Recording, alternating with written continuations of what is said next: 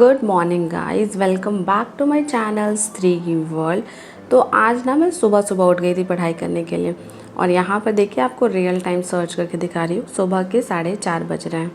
सुबह उठने के बाद मैं सीधे लर्न करने में लग जाऊँगी। और मैं क्या लर्न कर रही हूँ, मैं ऑफिस अकेडमी के नोट जो मैंने मंगवाए थे उनको मैं लर्न कर रही हूँ। तो आज का टारगेट है कि कम से कम 50 पेजेस तक लर्न करूँगी। 25 पेजेस तक मैंने कल ही लर्न कर लिया था। आज मुझे 25 से 50 पेज तक लर्न करना था। मुझे जब भी कोई नोट्स वगैरह हार्ड लगता है तो मैं नंबर ऑफ़ पेजेस काउंट कर लेती हूँ और फिर उनको डिवाइड कर देती हूँ। जैसे मुझे केवल एंशिएंट हिस्ट्री कंप्लीट करना है इससे, तो मैंने नंबर ऑफ़ पेजेस डिवाइड कर दिया और सोचा कि हर दिन 25 पेजेस करूँगी तो 5-6 दिन में एंशिएंट हिस्ट्री का पोर्शन जो है वो कंप्लीट हो जाएगा। और मैं आपको सच बता रही हूँ, अगर आपका कोई सब्जेक्ट वीक है ना तो उसको कंप्लीट करने का इससे अच्छा तरीका नहीं हो सकता है। नंबर ऑफ़ डेज़ और नंबर ऑफ़ पेजेस डिवाइड कर लीजिए। हर दिन के लिए डिसाइड कर लीजिए कि हर दिन 2 पेज या 3 पेज या 5 पेज कंप्लीट करना है और कंप्लीट करते जाइए धीरे धीरे, और देखिएगा कि कितनी आसानी से आपका वो सब्जेक्ट ना कंप्लीट हो जाएगा। इस नोट्स में ना एग्ज़ाम पॉइंट ऑफ व्यू से बहुत अच्छे अच्छे क्वेश्चन दिए हुए हैं। क्योंकि मेरे पास एंशिएंट हिस्ट्री का बहुत मोटा नोट्स था, उतना मेरे पास टाइम नहीं था कि मैं 20 डेज़ में कंप्लीट कर पाऊँ। इसीलिए मैंने सोचा है कि मैं यहीं से कर लूँगी। मान लीजिए कि इसमें हर टॉपिक को कवर नहीं भी किया होगा तो उससे क्या प्रॉब्लम है। हमें अभी केवल वही पढ़ना है जो कि एग्ज़ाम पॉइंट ऑफ व्यू से इम्पॉर्टेंट है, जो क्वेश्चन बार बार एग्ज़ाम में रिपीटेटिवली पूछे जाते हैं। और सबसे बड़ी बात कि हम किसी भी टॉपिक को 100% कंप्लीट करके एग्ज़ाम में नहीं जा सकते। और हाँ, आप किसी टॉपिक को 100% कंप्लीट कर भी लेंगे ना, फिर भी कुछ ना कुछ चीज़ें जो है वो छोटी ही रहती हैं, कुछ ना कुछ बाकी होता ही है उसमें पढ़ाई करने के लिए। यहाँ पर मुझे देखिए सुबह मैं कैसे पढ़ रही थी, बिल्कुल एकदम इनएक्टिव होकर, लेकिन जैसे जैसे आप पढ़ेंगे ना आपका माइंड एक्टिव होता जाएगा और फिर एंड तक आप बहुत अच्छे से पढ़ने लग जाएंगे। तो बस वही चीज़ मेरे साथ भी हुआ। आज सुबह सुबह मैं बहुत स्लो थी, बट अभी देखिए मैं एकदम ज़ोर ज़ोर से बोल बोल कर पढ़ रही थी। और मैं आपको सच बता रही हूँ, जब मैं ज़ोर ज़ोर से बोल बोल कर पढ़ती हूँ ना तभी मेरे दिमाग में चीज़ें जाती हैं। अगर मैं मन में पढ़ती हूँ तो मुझे ऐसा लगता है कि मैं कहीं और सोच रही हूँ, कुछ और सोच रही हूँ, और कॉन्सेंट्रेशन 100% नहीं हो पाता है। तो finally first study slot complete कर लिया है। आज का जो टारगेट था, जितने पेजेस मुझे कंप्लीट करने थे, मैंने टारगेट रखा कि हर दिन 25 पेजेस पढ़ूंगी। तो बस 25 पेजेस आज मेरे कंप्लीट हो गए हैं। और इतनी देर पढ़ने के बाद जब आप स्पेशली बोल बोल कर पढ़ते हैं ना, उसके बाद चाय मिल जाए तो बहुत मज़ा आता है। तो अभी मैं चाय पी लूँगी और इसके बाद सीधे किचन में चली जाऊँगी काम करने के लिए। बहुत सारे मेरे सब्सक्राइबर्स, एक्चुअली सब्सक्राइबर्स ने, मेरी फ्रेंड्स, मैं आप सबको अपनी दोस्त मानती हूँ। तो बहुत सारी मेरे फ्रेंड्स ने ये कमेंट करी थी कि दी अभी तक सिलेबस कंप्लीट नहीं हुआ है तो क्या करें बताइए, बहुत ज़्यादा डर लग रहा है, एग्ज़ाम में अब बहुत कम दिन बचा है। तो मैं आप सबको ना केवल एक ही बात कहूँगी कि ज़रूरी नहीं है कि आपको एग्ज़ाम दे तो उसमें पास हो रहे हैं या फेल हो रहे हैं। रिज़ल्ट मैटर नहीं करता है, मैटर ये करता है कि उस एग्ज़ाम को देने के लिए आप अपना 100% दे रहे हैं या नहीं दे रहे हैं। अगर आपका टाइम बीत गया है और आपको ऐसा लग रहा है कि मेरे पास बहुत कम टाइम है, अब कुछ नहीं होगा, तो प्लीज़ वरी में मत रहिए। आप जब रिज़ल्ट का सोचेंगे ना कि मेरा एग्ज़ाम निकलेगा या नहीं निकलेगा, तभी हम ज़्यादा टेंशन में होते हैं। अगर आप रिज़ल्ट के बारे में सोचना छोड़ दें, बस ये सोचिए कि आपके पास आज का दिन है। आप 20 दिन के बारे में मत सोचिए, आप बस सोचिए कि आज का दिन है। अगर आज के दिन को मुझे यूज़ करना है तो आप उसमें अपना बेस्ट क्या क्या कर सकती हैं। और मैं आपको सच बता रही हूँ, ज़िंदगी जीने का सबसे बेस्ट तरीका यही है कि आप केवल एक दिन पर फोकस कीजिए। आप बस ये देखिए कि आपके पास आज का दिन है तो आज आप क्या क्या कर सकती हैं जो अपने लिए सबसे अच्छा हो। और फिर जब आप उन चीज़ों को करेंगे तो फिर देखिएगा कि आपका एक दिन अच्छा होगा, फिर दूसरा दिन भी अच्छा होगा, फिर धीरे धीरे करके आपके 20 दिन बहुत अच्छे हो जाएंगे। चलिए मैं मानती हूँ कि 20 दिन में आपका सिलेबस कंप्लीट नहीं होगा, बट 20 दिन में ना आपका एक सॉलिड बेस बन जाएगा। 20 दिन में आपको पढ़ने की आदत बन जाएगी। और फिर क्या होगा कि 20 दिनों के बाद आप अपने ऊपर ज़्यादा फोकस कर पाएंगे, अपना टाइम स्टडीज़ में डिवोट कर पाएंगे। और उसके बाद जो एग्ज़ाम आएगा ना, उसमें आपको ये शिकायत नहीं होगी कि मेरा सिलेबस कंप्लीट नहीं हुआ है। आप नेक्स्ट एग्ज़ाम के लिए बिल्कुल रेडी रहेंगे। और यकीन मानिए, अभी जो 2023 और 2024 का जो टाइम है ना, ये बहुत क्रूशियल है। इसमें बहुत सारी वैकेंसीज आएंगी। जैसे आपने देखा बिहार टीचर की वैकेंसी आई, KVS की आई, उसी तरह झारखंड टीचर की वैकेंसी आई है, EMRS की भी वैकेंसी आई हुई है, UP PET का भी नोटिफिकेशन आ गया है। तो बहुत सारी चीज़ें हैं। अभी DSSSB की वैकेंसी आएगी। तो वैकेंसीज तो 3-4 अभी आने ही वाली हैं। इसलिए केवल इस बात पर अड़े मत रहिए कि मेरा तो सिलेबस कंप्लीट नहीं हुआ बिहार टीचिंग का। बिहार टीचिंग के अलावा भी बहुत सारी वैकेंसीज हैं, बस उसके लिए पढ़ना शुरू कर दीजिए। और जब आप अपने दिमाग को एक बार रिलैक्स करेंगे ना, तो उसका फोकस जो है वो दूसरे एग्ज़ाम्स पर भी जाएगा और फिर आप इन 20 डेज़ में अच्छा परफॉर्म कर पाएंगे।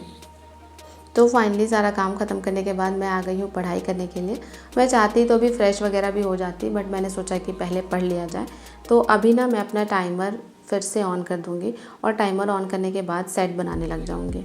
हर दिन का टारगेट है 2 सेट सॉल्व करने का, तो ये फर्स्ट सेट अभी सॉल्व कर रही हूँ और 1 सेट मैं रात में सॉल्व करूँगी। आपको ये बैकग्राउंड कैसा लग रहा है मुझे कमेंट करके ज़रूर बताइएगा। और बहुत सारे लोगों ने तो कल ही कमेंट कर दिया था कि यदि बैकग्राउंड बहुत अच्छा लग रहा है। एक्चुअली मैंने इस पर बहुत ज़्यादा मेहनत की है। मैंने नहीं की है, मेरे हस्बैंड ने की है। हमने सोचा कि थोड़ा सा इसका लुक चेंज किया जाए। और साथ ही साथ जो मैंने साइड में पॉजिटिव कोटेशंस वाले जो पोस्टर्स चिपकाए हैं वो बहुत सॉलिड हैं। मैं आपको भी सजेस्ट करूँगी कि आप भी ना अपने रूम में ऐसे पॉजिटिव कोटेशंस वाले पोस्टर्स ज़रूर चिपकाइए, क्योंकि जब जब आपकी नज़र उस पर पड़ेगी ना, आपके अंदर एक न्यू एनर्जी आ जाएगी। आपको लगेगा कि नहीं, मुझे ये करना है तो करना है। अब मुझे समझ आया कि क्यों बहुत सारे मोटिवेशनल स्पीकर ये कहते थे कि जो भी आपको बनना है उसको आपको लिख के सामने में चिपका देना चाहिए, ताकि सुबह उठने के बाद आपकी नज़र उस पर पड़े। तो इसके पीछे का रीज़न ये होता है कि अगर हम अपने गोल को हर दिन सुबह सुबह याद करते हैं तो माइंड डायरेक्ट हो जाता है, उसको याद आ जाता है कि नहीं, मेरा गोल ये है तो मुझे इस तरफ ये काम करना है। और अगर आप हर दिन सुबह अपने गोल को नहीं देखते हैं अपने सामने, तो फिर माइंड बहुत सारे डायरेक्शंस में चला जाता है और बाकी सारी चीज़ों पर फोकस करने लगता है। आप अपने गोल पर फोकस नहीं करता है।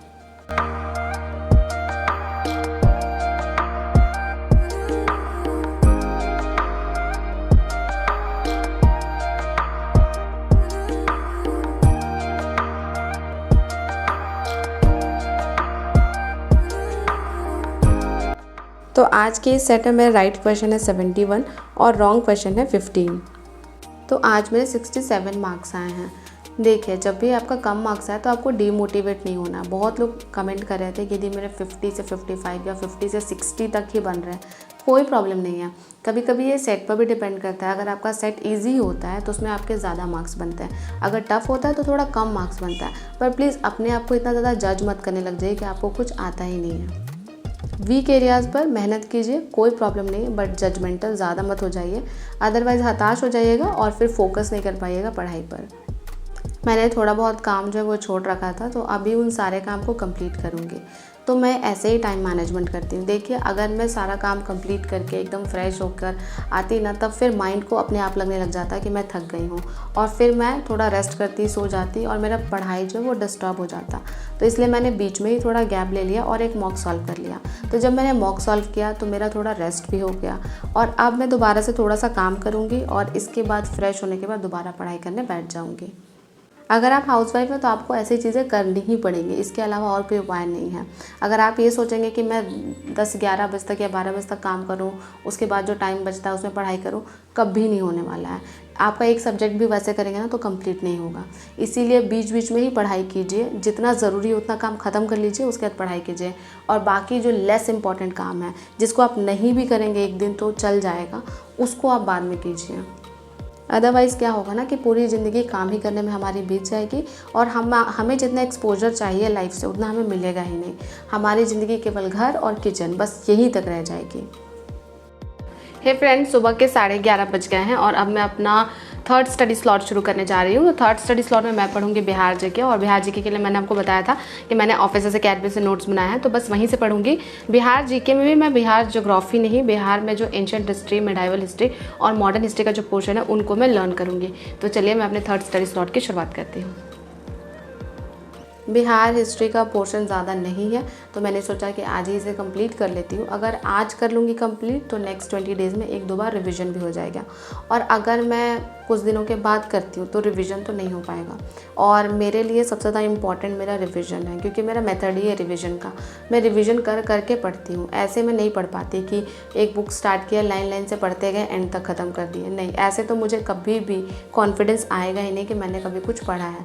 मैं क्या करती हूँ कि हर दिन एक पेज पढ़ूँगी, तो दूसरे दिन दूसरा पेज शुरू करने से पहले एक पेज को रिवाइज़ करूँगी। तो ऐसे जब मैं पढ़ती हूँ तो बहुत सारी चीज़ें दिमाग में मेरे रिटेन रहती हैं। भले ही मैं थोड़ा कम पढूं, बट रिवीजन करना मेरे लिए बहुत ज़्यादा इम्पॉर्टेंट है। 2 hours later.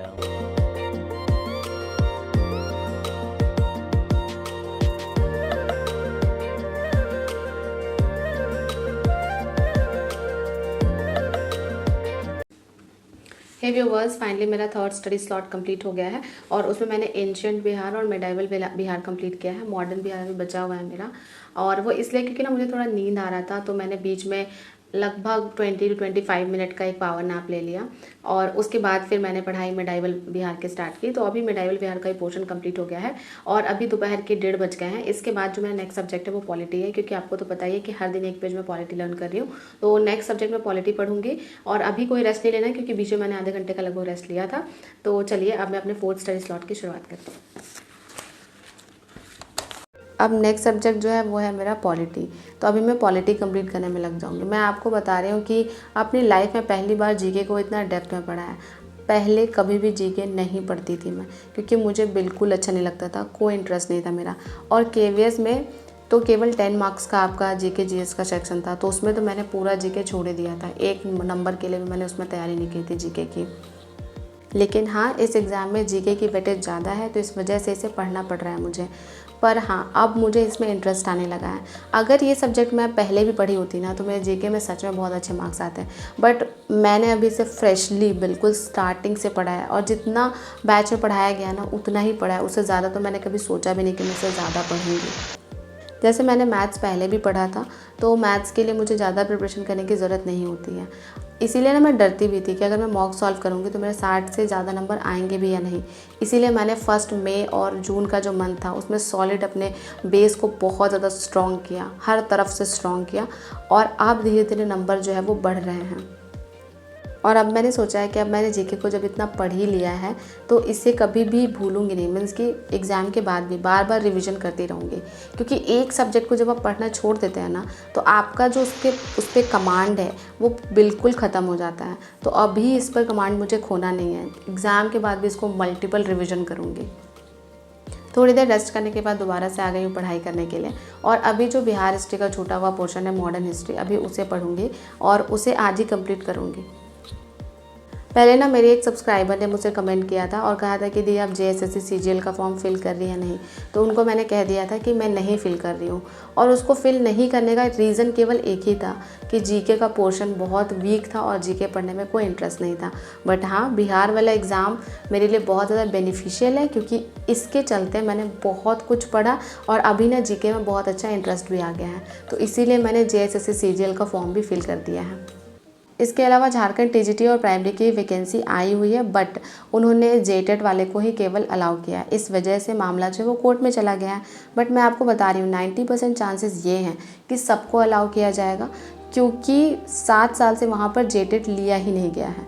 जैसे बिहार में हुआ था कि पहले आउटसाइडर्स को अलाउ नहीं किया गया था, लेकिन बाद में आउटसाइडर्स इंक्लूड हुए, तो आपको लग रहा था कि आपके पास प्रिपरेशन के लिए बहुत कम टाइम है। तो मुझे ऐसा लग रहा है कि झारखंड टीचर में भी यही होने वाला है। अलाउ तो वो करेंगे ही कुछ दिनों के बाद, बट हाँ, आप प्रिपरेशन करते रहिए, क्योंकि जो बिहार प्राइमरी का सिलेबस है ना, झारखंड प्राइमरी का भी सेम टू सेम वही सिलेबस है, केवल लैंग्वेज पेपर का वहाँ पर डिफरेंस है। मेन पेपर दोनों का सेम है। इसीलिए मैं आपको यही कहूँगी कि अगर आपका बिहार टीचर में अच्छे से प्रिपरेशन नहीं भी हो पाया तो कोई बात नहीं, झारखंड टीचर के लिए रेडी रहिए, क्योंकि 90% चांसेस हैं कि अलाउ किया जाएगा।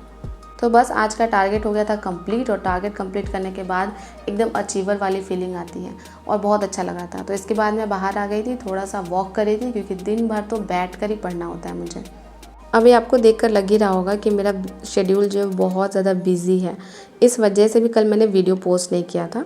तो बहुत सारे सब्सक्राइबर्स कह रहे थे कि दी आपकी वीडियो कब आएगी, इसलिए मैंने सोचा कि चलो वीडियो पोस्ट कर देते हैं। बस आज की वीडियो को मैं यहीं पर ख़त्म करूँगी। अगर आपको मेरा ये व्लॉग अच्छा लगा हो तो लाइक कर दीजिए, चैनल पर नए हैं तो सब्सक्राइब कर दीजिए। इसी तरह के व्लॉग्स के साथ आपसे मिलती रहूँगी, आपकी लाइफ में पॉजिटिविटी ऐड करती रहूँगी। तब तक के लिए अपना ख्याल रखना।